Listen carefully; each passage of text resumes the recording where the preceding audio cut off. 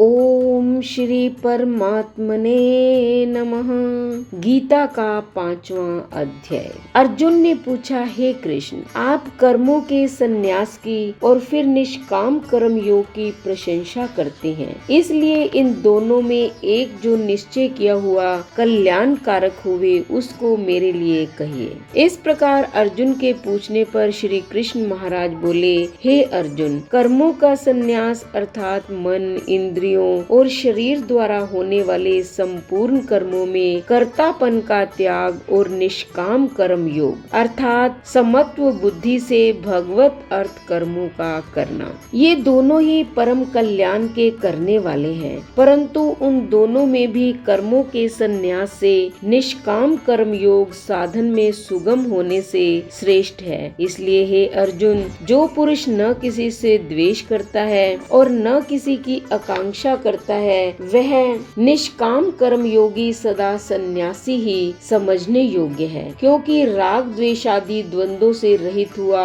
पुरुष सुख पूर्वक संसार रूप बंधन से मुक्त हो जाता है। हे अर्जुन, ऊपर कहे हुए सन्यास और निष्काम कर्म योग को मूर्ख लोग अलग अलग फल वाले कहते हैं, न कि पंडित जन, क्योंकि दोनों में से एक में भी अच्छी प्रकार स्थित हुआ पुरुष दोनों के फल रूप परमात्मा को प्राप्त होता है। ज्ञान योगियों द्वारा जो परम धाम प्राप्त किया जाता है, निष्काम कर्म योगियों द्वारा भी वही प्राप्त किया जाता है। इसलिए जो पुरुष ज्ञान योग और निष्काम कर्म योग को फल रूप से एक देखता है, वह ही यथार्थ देखता है। परंतु हे अर्जुन, निष्काम कर्म योग के बिना संन्यास अर्थात मन, इंद्रियों और शरीर द्वारा होने वाले संपूर्ण कर्मों में कर्तापन का त्याग प्राप्त होना कठिन है, और भगवत स्वरूप को मनन करने वाला निष्काम कर्म योगी पर ब्रह्म परमात्मा को शीघ्र ही प्राप्त हो जाता है।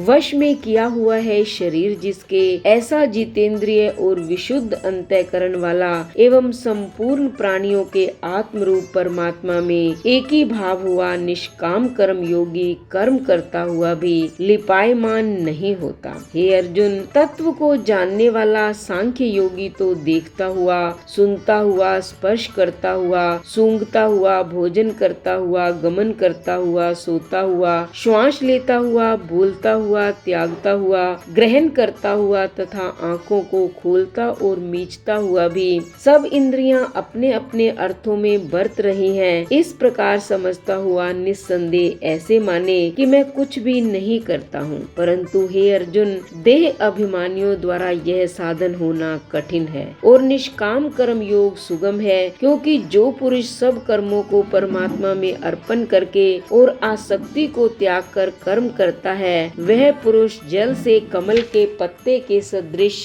पाप से लिपायमान नहीं होता। इसलिए निष्काम कर्म योगी ममत्व बुद्धि रहित केवल इंद्रिय, मन, बुद्धि और शरीर द्वारा भी आसक्ति को त्याग कर अंतःकरण की शुद्धि के लिए कर्म करते हैं। इसी से निष्काम कर्म योगी कर्मों के फल को परमेश्वर के अर्पण करके भगवत प्राप्ति रूप शांति को प्राप्त होता है, और सकामी पुरुष फल में आसक्त हुआ कामना के द्वारा बनता है। इसलिए निष्काम कर्म योग उत्तम है। हे अर्जुन, वश में है अंतःकरण जिसके, ऐसा सांख्य योग का आचरण करने वाला पुरुष तो निस्संदेह न करता हुआ और न करवाता हुआ 9 द्वारों वाले शरीर रूप घर में सब कर्मों को मन से त्याग कर अर्थात इंद्रियां इंद्रियों के अर्थों में बरतती हैं, ऐसे मानता हुआ आनंद पूर्वक सच्चिदानंद घन परमात्मा के स्वरूप में स्थित रहता है। परमेश्वर भी भूत प्राणियों के न कर्तापन को, न कर्मों में तथा न कर्मों के फल के संयोग को वास्तव में रचता है, किंतु परमात्मा के सकाश से प्रकृति ही बरतती है, अर्थात गुण ही गुणों में बरत रहे हैं। सर्वव्यापी परमात्मा न किसी के पाप कर्म को और न किसी के शुभ कर्म को भी ग्रहण करता है, किंतु माया के द्वारा ज्ञान ढका हुआ है, इससे सब जीव मोहित हो रहे हैं। परंतु जिनका वह अंतःकरण का अज्ञान आत्मज्ञान द्वारा नाश हो गया है, उनका वह ज्ञान सूर्य के सदृश उस सच्चिदानंद घन परमात्मा को प्रकाशता है, अर्थात परमात्मा के स्वरूप को साक्षात कराता है। हे अर्जुन, तद्रूप है बुद्धि जिनकी तथा तद्रूप है मन जिनका, और उस सच्चिदानंद घन पर परमात्मा में ही निरंतर एक ही भाव से स्थिति है, जिनकी ऐसे तत्परायण पुरुष ज्ञान के द्वारा पाप रहित हुए अपुनरावृत्ति को अर्थात परम गति को प्राप्त होते हैं। ऐसे वे ज्ञानी जन विद्या और विनय युक्त ब्राह्मण में तथा गो, हाथी, कुत्ते और चांडाल में भी समभाव से देखने वाले ही होते हैं। इसलिए जिनका मन समत्व भाव में स्थित है, उनके द्वारा इस जीवित अवस्था में ही संपूर्ण संसार जीत लिया गया है, क्योंकि सच्चिदानंद घन परमात्मा